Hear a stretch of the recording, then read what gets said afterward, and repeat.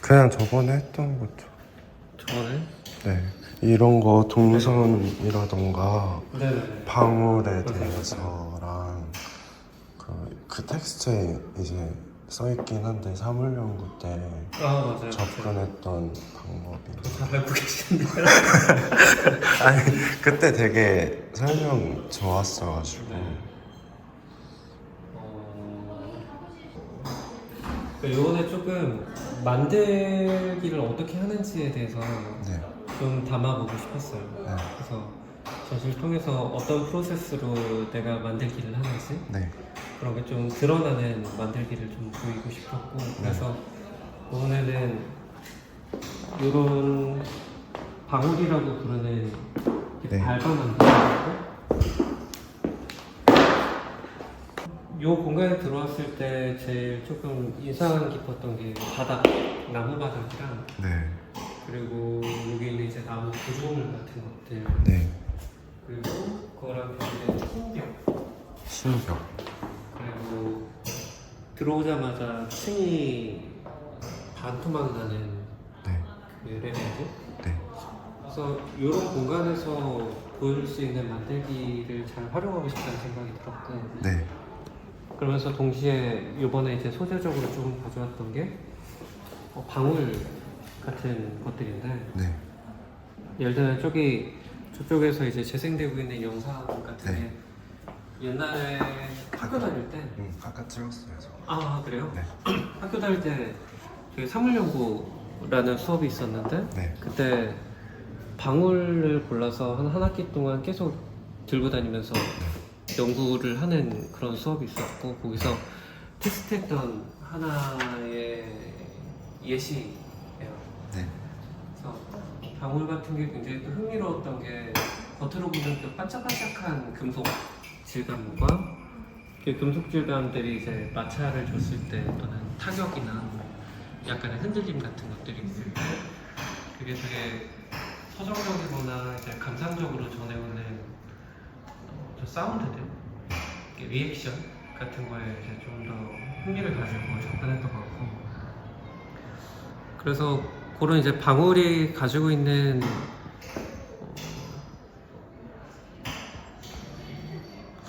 리액션에 집중을 하면서 방울이라고 부르는 바닥들을 좀 제작을 했던 것 같아요. 그래서 그 모양들도 밟았을 때 어떤 리액션들이 다가오는지 좀 생각하면서 네, 모양을 좀 나눴던 것 같고 그래서 공간에 들어오면은 네, 밟기 좋은 바닥이 있고 밟기 조금 어렵지만 밟아 만든 바닥이 있고 그리고 그것들이 그 흔적이 정말로 물리적으로 마치 저 기둥에 페인트 칠을 몇 번 했는지 알기 위해서 이제 저 기둥을 막 긁어가면서 그 물리적인 흔적을 찾는 그런 방식이 아니라 네, 여기 남겨져 있는 이제 뭔가 이런 제스처들의 드로잉들도 물리적인 어떤 흔적을 파악하기보다는 그 제스처만 알아볼 수 있는 드로잉들로 구성을 한 정도 그런 점에서 실제로 밟기보다는 시각적으로 그 타격과 리액션이 좀 가늠하면서 감상했으면 좋겠다는 바람 같은 것도 있었고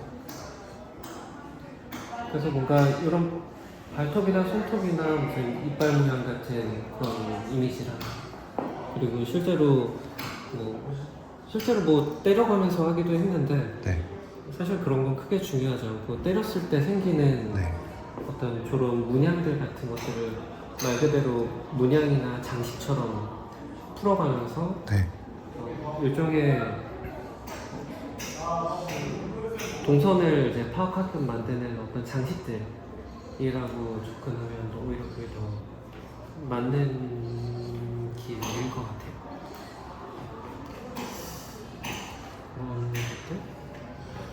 사실 조금 더 적극적으로 이 방울들을 제작해보고 싶게 됐는데 그래서 밑에 깔리는 것들도 좀 생각을 해보고 위에 놓이는 것들도 좀 생각을 해보고 하는 방식으로 더 적극성을 띠려고 했으나 너무 적극적이게 되면 이게 정말 기능적인 방어 말고는 점점 더 감상이랑 멀어지는 것 같아서 네. 기능을 테스트하는 거예요. 그래서 그 부분을 좀 조율하는 게 있었고, 그래서 저기 있는 저 음각이라고 해야 될까요? 네. 이렇게 요 몰드들이 이제 바닥을 들어올리면서 네. 어쨌거나 요 기우뚱함이 생겨나는데, 저기다 이제 저 왁스나 이 끈에도 이제 왁스를 다 바르고 바르지 않은 부분이 있고, 그래서 그 움직임 같은 것들이나 동세 같은 걸 조금 제어하는 측면이 있고, 그래서 조금 더 그 타격과 여러 가지 이제 리액션들을 좀 느리게 만드는 이제 요량으로 저 왁스를 좀 선택을 했었고, 그래서 뭐 저런 이제 금속 된 방울들 같은 것들에도 뭔가 왁스를 좀 칠해서 저 반짝임과 그 타격에 대한 농도를 조금 늦춘다는 거죠. 네.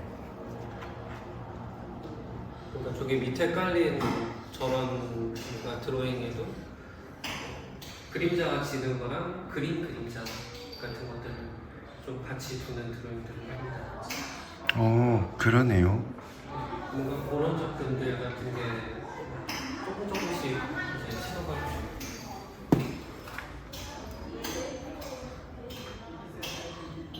사실은 이번 전시에서 제일 메인이라고 스스로 좀 생각을 하고 있는 게 저는 드로잉들인데, 네. 저 드로잉들이 이제 그 작업의 프로세스들을 더 잘 담고 있다고 생각을 해서 소개를 드리게 되는데, 저게 뭐 여러 가지 예전에 있었던 전시 작업들, 여러 가지 뭐 추측하기도 너무 복잡해서 굳이 말할 필요가 없는 프로세스들을 거쳐서 도출된 어떤 문양들을 뭐 하나의 뭐 도장이나 지문 삼아서 네. 이제 그 드로잉을 이제 뭔가 기준으로 드로잉을 제작을 하고 뭐 유리판 위에다가 그리고서 그걸 떠냈어요. 제스모나이트라고 저게 2014년에 영국에서 신소재상 네, 신소재상 신소재상을 받은 이제 재료인데. 그럼 직조하는 게 아니라 떠낸 다음에 맞아요. 그러니까 저 드로잉은 실제로 저 위에 들어가기보다는 네.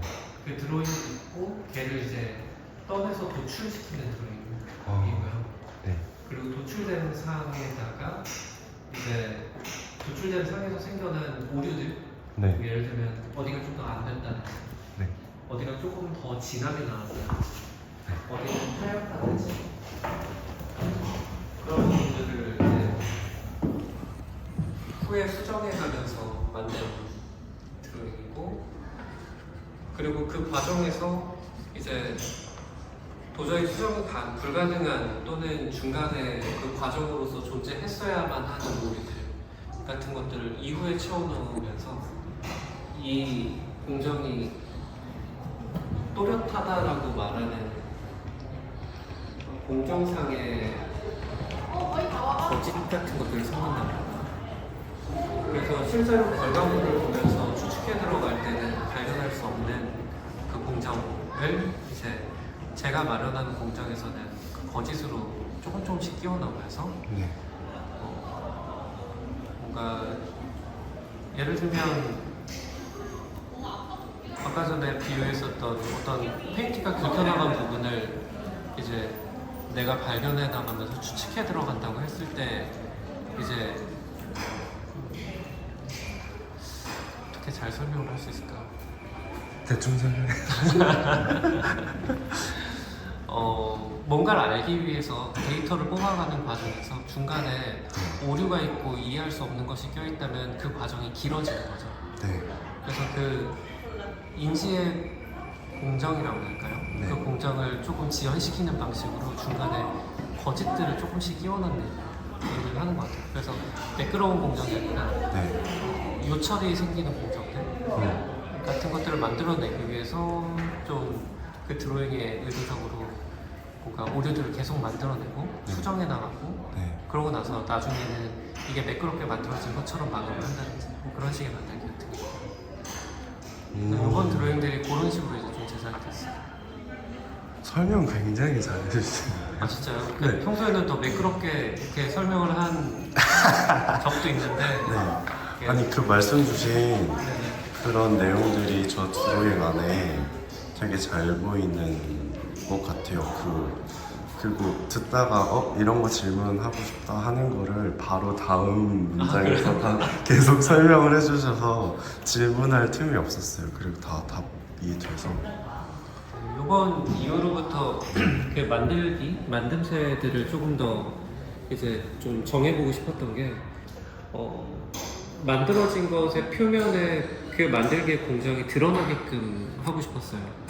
그래서 너무 드러나 버려서 그 추측을 따라가다가 중간에 막히는 부분이 있고 네. 그 막혔을 때 어떤 시간을 보내는지 같은 것들을 좀 만들기 스스로가 이렇게 내뱉고 있으면 좋겠다는 생각도 했었고, 그래서 결국에는 감상의 영역에 있는 만들기라고 한다 그러면 그 감상을 어떻게 이끌어낼지 만들기 스스로가 그런 것들을 좀 생각합니다. 그 얘기도 좀 리움 아트 스펙트럼 어땠어요? 어떻게 준비하셨고? 왜냐면 그게 좀 네. 사람들이 많이 가서 볼 테니까. 맞아요. 근데 충분하고. 근데 또 그게 저는 무용회 때문에 오픈하기 전에 막 준비 상태 때 좀 가봤고. 네네네. 근데 그 전시 자체가 의도가 좀 불친절하잖아요. 그런가요? 왜냐면 이게 일부러 네네네. 그 맵도 안 해놓고 그쵸. 네, 맵이 그리고 없죠. 좀 일부러 헤매게 만드는 그쵸. 구성을 해놔서 일부러. 네. 거기다가 이제 스크린 작업도 많았고 그러니까 좀 제가 봤을 때는 하루 안에 그 전시를 다 볼 수 없게 만든 저도 거죠, 오프닝 일부러. 때 가가지고 못 네. 봤는데 그리고 다른 작가분들도 이제 접근성 좋은 막 조각 막 그림 이게 아니라고 퍼포먼스 영상 설계 그쵸. 이게 위주다 보니까 그 지원 씨와 효경 씨가 그렇게 좀 의도를 하신 것 같은데 네. 대환 작가님은 어떤 그런 마음? 으로 참여하셨고 네. 또 그게 어떻게 접근했는지 저 같은 경우는 일단은 되게 좋은 기회잖아요. 되게 좋은 장소에서 나름대로 이제 저한테는 저마다 다 기준이 다르겠지만 저한테는 굉장히 풍족한 자원을 지원받고 이제 작업을 할 수 있는 좋은 기회였는데, 근데 그래서 더 저한테 오히려 그런 단체전이 있으면 되게 분명한 제약이 있을 때 훨씬 더 좋아요. 그래서 그 제약을 충분히 이제 딛고 도약할 수 있는 작업을 하는 게 저한테는 더 중요하고 좋은데, 조금 어려운 게 있었다면 컨셉은 일찌감치 나왔지만 공사가 늦어지다 보니까 맞아요. 제가 막바지 네네네네 막바지까지 공사를 하다 보니까, 근데 그럴 수밖에 없었을 것 같아요. 워낙에 대공사하고 그 보통 일이 아니니까. 호텔을 만들어 놓으셨 네네네. 그래서 그 방을 어떻게 활용할지, 그리고 어떤 동선이 나올지 이런 것들을 최대한 활용하고 싶은 이제 욕심이죠. 욕심 때문에 끝까지 저도 하게 됐는데, 근데 뭐 좋은 점도 있고 아쉬운 점도 있고 동시에 그런데, 좋은 점은 생각보다 그 동선이 그래도 제 기준에서는 꽤나 말끔했다는 거. 네. 그러니까 저는 어떤 측면에선 너무 이제 미로 같아서 내가 만든 뷰나 방을 아예 못 볼 수도 있겠다라는 생각도 하면서 들어갔거든요. 근데 그러기에는 제가 만든 방들이 이제 다른 곳들이 이제 영상들이 많고 하다 보니까 비교적 조금 오히려 이제 휴식이 좀 될 만한 근데 공간 장소들. 2개 쓰셨죠? 네, 맞아요. 그래서 그런 게 좀 가능했던 거. 아쉬운 거는 말 그대로 공간을 원래는 3개 그 이상을 쓰고 싶었는데, 왜냐면 욕심 왜냐면 이제 제가 처음에 맡은 뭐랄까 그 대저택이다 보니까 저택에 이제 그 방들이 가지고 있는 기능들이 있잖아요. 어디는 부엌일 거고, 어디는 그냥 뭔가 정말 복도도 있고, 어디는 뭐 자는 곳일 거고. 저는 이제 화장실을 맡았었거든요, 원래는. 그게 컨셉이 나뉘어져 있었어요? 저는 그건 못 느꼈는데. 네, 초반에는. 근데 네. 제가 거기서 배웠죠. 제가 올해 참 많은 걸 배우고 생각하는 그런 시기인데, 그 미술관급의 이제 작업을 하시는 분들은 네. 그 컨셉이 어쨌든 이제 자기 목소리를 내시는 거예요. 그게 신경을 쓴다. 그게 중요한 것 같더라고요. 저는 상대적으로 미술관 규모의 작업이나 전시를 많이 해본 적이 없어서 기획자가 계시고 그 어떤 기획 전시나 단체 전이면 그 요소들이나 조건들을 굉장히 이제 조금 좋게 말하면 치밀하게 살피는 편인데 다르게 얘기하면 영향을 많이 받는 거죠. 그래서 요번에 많이 배웠어요. 그 영향들을 너무 많이 내가 흡수할 때 자칫 잘못하면 그냥 누군가의, 심지어 그 주체도 없고 누군가의 소원만 들어주고 전시가 끝날 수 있겠구나 라는 생각이 들면서 저도 중간에 조금 틀었죠. 근데 그 화장실 그런 연상은 전혀 없었어요. 네, 그래서 애초부터 화장실에 어떤 비주얼을 가지고 가고 싶었던 건 아니지만 애초부터 이제 화장실이 가지고 있는 기능적인 그 폼들 같은 게 굉장히 필요하다고 생각을 했어요, 이번 전시에서. 그러니까 평소에도 좋아했고, 무슨 얘기냐면 보통 화장실에 들어가서 하는 일이라는 거는 이제 나를 확인하는 일, 나를 나로 만드는 일 같은 것들을 한다고 생각을 하거든요. 샤워를 하기도 하고, 뭐 배변 활동이 있기도 하고, 세수를 하기도 하고, 뭐 그냥 거울을 그냥 보기도 하고, 뭘 매만져서 이게 나다 라고 확신이 들면 화장실을 이제 떠나는. 네, 그런 식의 이제 화장실의 기능과 이제 화장실을 어떤 필요로 사용하는지 같은 게 굉장히 흥미로워서, 그래서 예전에 이제 화장실을 아예 소재로 가지고 와서 이제 만들었던 작업들 같은 것도 있었고요. 그래서 그런 것들이 이번 이제 저택에 어떤 이제 공간들이 있다 그러면 화장실을 맡아서 하면 재밌겠다. 그 화장실은 큰 저택일수록 쾌적하고 여러 개니까. 그래서 공간을 한 3분할 정도 또는 3개 반복되는 어떤 비주얼 같은 거를 구현해보고 싶었어요. 근데 그게 녹록치 않았죠. 녹록치 않고 공간을 2개까지는 그래도 받을 수 있었고, 만약에 3개가 됐다 그러면 조금 더 공간의 그 모양 자체를 반복시키면서 그걸 바라보는 그 공간을 경험하는 사람들의 어떤 기억을 조금씩 조작할 수 있겠다는 생각을 했었거든요. 뭐 1층에서 봤던 얼룩인데 2층에 갔더니 그 얼룩이 조금 더 크고 3층에 가서 봤더니 그 얼룩이 말라있다든지 뭐 그런 방식의 동선을 줄 수도 있고 기억의 혼선을 줄 수도 있고, 그런 것들로 그 사람이 가지고 있는 인지적인 신체의 그 규모의 한계점 같은 걸 좀 보는 걸 요번에 해보고 싶었거든요. 네.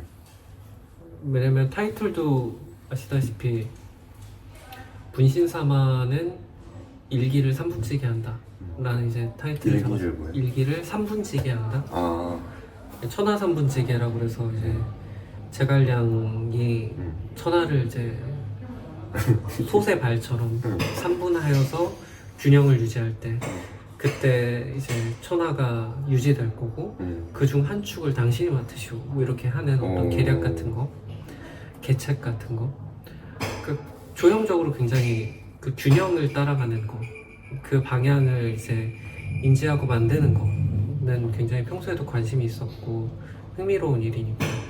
대체로 그래서 3이라는 숫자의 균형을 되게 좋아하는데 3대장 포켓몬 이게 3이 주는 삼각대 그런 삼각 아마 그 관계. 산이 네. 서울대 입시인가 그거 나왔을 거예요. 그래요? 문제로 제 기억에. 네. 강사일을 저는 해봤다 보니까 아. 숫자 3을 뭐 조형적으로 표현하시고 뭐 이런 게 그쵸. 있었었어요. 굉장히 할만하죠. 그쵸 그쵸. 그래서 3분할하는 작업을 해보고 싶었는데 그게 조금 어려워서 아쉬웠고 뭔가 말로는 3분할 시킬 수 있죠. 뭐 항상 이제 작업하거나 전시할 때 특히나 전시를 할 때는 그 축을 여기저기다가 한 3개쯤 놓고 그걸 교차시키는 걸 생각하는 것 같아요. 뭐 단순하게는 관계, 작업, 작가 뭐 이런 식으로 논다든지 뭐 관계가 형성이 된다면 중간에 뭘 놔서 건너뛰게 만든다든지 그래서 다시 얘네들을 건너뛴 애들을 조금 위치를 바꿔서 이제 삼각으로 만든다든지 그래서 계속 서로를 건너뛰게 만드는 그런 장치를 놓는다든지 느끼긴 했었는데 항상 되게 치밀하게 작업하시는 것 같아요. 그러니까 할 수 있는 거를 최대치로 늘 해보고 싶은 욕심 같은 건 어디에나 있는데 그게 불가능하다는 것도 알고 있잖아요. 여러 가지 이유들로. 네. 그래서 그 불가능함을 계산에 넣고 뭔가를 접근하면 그 뭔가를 최대치로 뽑아내는데 항상 도움이 되는 것 같아요. 그 최대치에는 그러면 어쨌든 그 제약들 안에서 최대치를 뽑아낸다고 하잖아요. 네네. 그 말씀이시잖아요. 그럼 뭐라고 해야 되지? 그 최대치의 기준 같은 것들이 어쨌든 끝나는 지점이 있잖아요.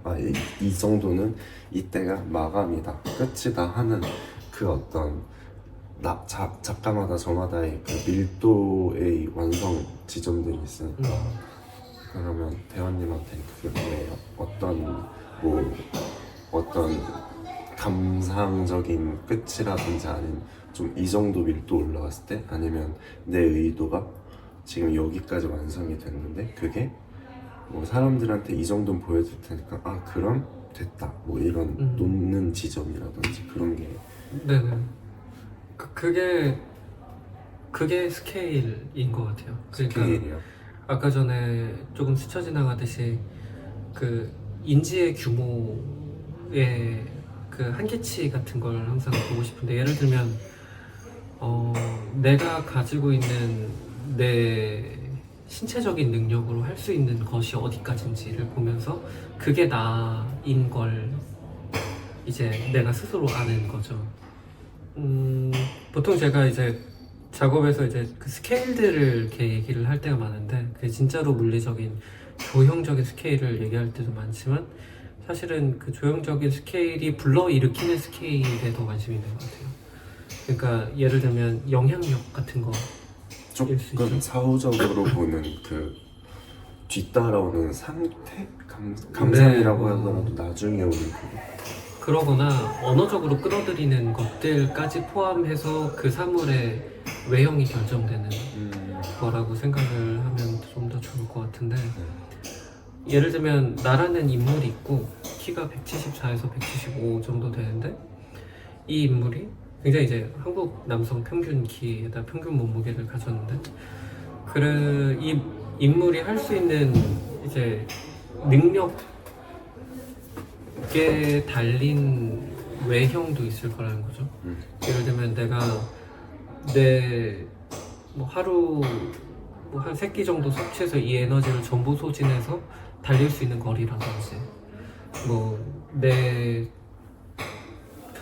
예를 들면 뭐 여기 구석 같은데 뭐 동전이 들어갔는데 그 동전을 내가 손을 집어넣어서 꺼낼 수 있는가 없는가 그 지점 같은 것들을 보면서 내 몸이 어디까지 갈 수 있는지가 그려지는 거죠. 그 외곽이. 그러면 그 외곽까지가 이제 나의 이제 신체가 기능할 수 있는 나의 몸이 되는 거고 그 몸들이 어떤 식으로 서로 교류하는지 같은 걸 보는 것 같아요. 근데 마찬가지로 무수한 이제 물질적인 비물질적인 것들에 그러한 몸들이 있고 그 몸들의 확장이나 아니면 더 응축을 위해서 사용하는 기술과 노하우들이 있고 그런 것들에 많이 관심을 가지고 접근을 하고 그래서 그 상태에서 할 수 있는 일들 그 몸이 해낼 수 있는 일 그래서 요번에 그 리움 전시 때도 좀 더 끌어들이고 싶었던 뭔가 뭐 소재적으로도 그렇고 기술적으로도 끌어들이고 싶었던 것이 이제 강령술 같은 거였어요. 그러니까 분신사마가 이제 일종의 강령술의 일종인데 보통 분신사마 한다고 그러면 그 볼펜이나 뭐 이런 거 두고 이렇게 서로 이렇게 쥐고서 이렇게 돌리면서 맞나요 아닌가요 뭐 이런 거 이렇게 가져. 맞아요. 그럴 때 이때 내 신체 내 몸이 여기 닿아 있고 내가 몸이 그냥 실제적으로 물리적인 몸이기도 하지만 어쨌든 믿음이 닿아 있는지가 중요하죠. 믿음도 신체라고 한다 그러면 이 서로의 신체가 이제 공유된 상태에서 이제 공통의 의지를 위로 확 날리면서 위에서 어떤 신체가 이 볼펜을 움직이는 거죠. 근데 이 신체가 하는 일은 내가 그간의 내 신체로 해낼 수 없었던 일을 해주는 거죠. 모르는 것에 답을 준다든지 뭔가 그쵸 그 사람이 나 좋아하는 거 맞나요? 뭐 이런 거라든지 내가 알 수 없는 것들을 알게 해주는 신체를 내가 취득하는 기술 신체의 범위가 엄청 갑자기 엄청나게 확장되는.